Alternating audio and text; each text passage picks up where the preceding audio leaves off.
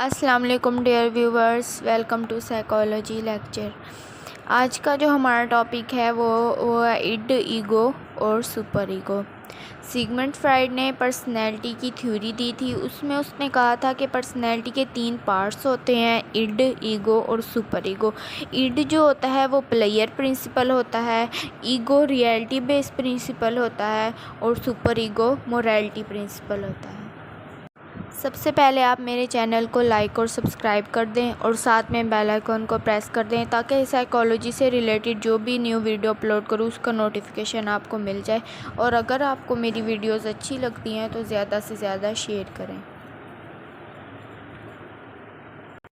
अब बात करते हैं इड की। इड प्लेयर प्रिंसिपल होता है। एक न्यू बॉर्न जो चाइल्ड होता है, बच्चा जब पैदा होता है तो वो इड पर्सनैलिटी के साथ पैदा होता है। उसकी पर्सनैलिटी इड होती है और इड प्लेयर प्रिंसिपल होता है। The id is not affected by the reality. Reality से उसे कोई फ़र्क नहीं पड़ता। वो बच्चे को जो चीज़ चाहिए होती है वो चाहिए होती है, चाहे वो रियलिटी तौर पर एक्सेप्टेबल है, सोशली तौर पर रियलिटी तौर पर एक्सेप्टेबल है या नहीं है, मोरालिटी तौर पर अच्छी है या बुरी है, उसे इस चीज़ से कोई फ़र्क नहीं पड़ रहा होता। As it operates within the unconscious part of the mind. ये माइंड के अनकॉन्शियस पार्ट में होती है, क्योंकि ये चाइल्डहुड में होती है इसलिए ये अनकॉन्शियस पार्ट में होती है। When the id achieves its demands, जब बच्चा जिस चीज़ की ज़िद कर रहा होता है उसे वो चीज़ मिल जाए तो वो प्लेयर फील करता है, खुश हो जाता है। और अगर उसे वो चीज़ ना दी जाए, इनकार किया जाए, तो वो अनप्लेयर फील करता है और टेंशन में हो जाता है। फॉर एग्ज़ाम्पल इड में ये होता है कि अगर बच्चे को भूख लगी है तो वो अपनी भूख को ख़त्म करने के लिए, खाना खाने के लिए दूसरों के आगे से खाना छीन के खा लेगा, या फिर उसे अगर भूख लगी है तो वो रोना शुरू कर देगा कि उसे खाना चाहिए, उसे खाना दिया जाए। इसके बाद बात करते हैं ईगो। ईगो जो होता है वो रियलिटी प्रिंसिपल होता है। ईगो इड और सुपर ईगो के दरमियान में होता है और इन्हें बैलेंस करता है।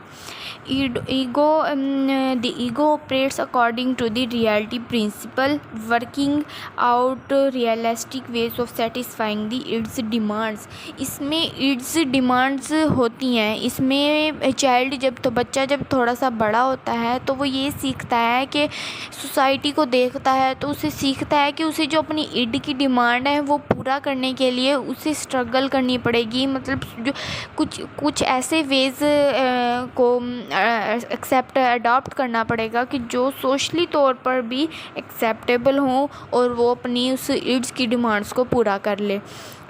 The ego considers social realities and norms and rules in deciding how to behave. Ego में सोशल रियलिटीज़ को, रूल्स को और नॉर्म्स को सामने रखते हुए ये फैसला किया जाता है कि किस तरह से उन्हें अपने इड डिमांड्स को पूरा करना है। It is the decision making component of personality. ये पर्सनैलिटी का डिसीजन मेकिंग कंपोनेंट होता है कि बच्चे को इतनी समझ आ जाती है कि उसे ये सोसाइटी से वो ये सीख चुका होता है कि उसे किस तरह अपनी इड्स की डिमांड्स पूरी करनी है जो कि सोशली तौर पर एक्सेप्टेबल भी हों। तो फॉर एग्ज़ाम्पल कि अगर किसी बच्चे को पैसों की ज़रूरत है और उसके सामने एक बैग पड़ा है कि जिसमें पैसे हैं, तो वो ये चीज़ देखेगा कि उसे कोई देख तो नहीं रहा। उसे अगर वो कोई नहीं देख रहा होगा तो वो उस बैग में से पैसे उठा लेगा। उसने बस अपनी डिमांड्स को पूरा करने के लिए, क्योंकि अगर किसी के बैग से पैसे अगर किसी के सामने वो उठाएगा तो ये सोशली तौर पर एक्सेप्टेबल नहीं है। लोग उसे बुरा कहेंगे, उसके बारे में गलत कहेंगे। तो वो ये चीज़ देखेगा, इधर उधर देखेगा कि उसे कोई देख तो नहीं रहा। तो जब उसे कोई नहीं देख रहा होता तो वो अपनी इड की डिमांड्स को पूरा कर लेता है, जो डिज़ायर्स हो रही होती हैं कि उसे पैसों की ज़रूरत होती है तो वो पैसे उठा लेता है। उसके बाद बात करते हैं सुपर ईगो की। सुपर ईगो जो है ना वो मोरालिटी प्रिंसिपल है। Super ego incorporates the values and norms of society which are learn from one's parents and others. ये सोसाइटी की जो नॉर्म्स होती हैं, वैल्यूज़ होती हैं, वो हमें हमारे पेरेंट्स, बच्चा जब थोड़ा सा ज़्यादा बड़ा हो जाता है, इतना मेच्योर हो जाता है ना कि वो अपने अच्छे और बुरे में फ़र्क कर सके कि क्या चीज़ उसके लिए अच्छी है, क्या चीज़ उसके लिए बुरी है। The super ego's function is to control the id's impulses. इसमें इड इम्पल्सिस को कंट्रोल करता है सुपर ईगो। ये इड और ईगो के दरमियान में होता है।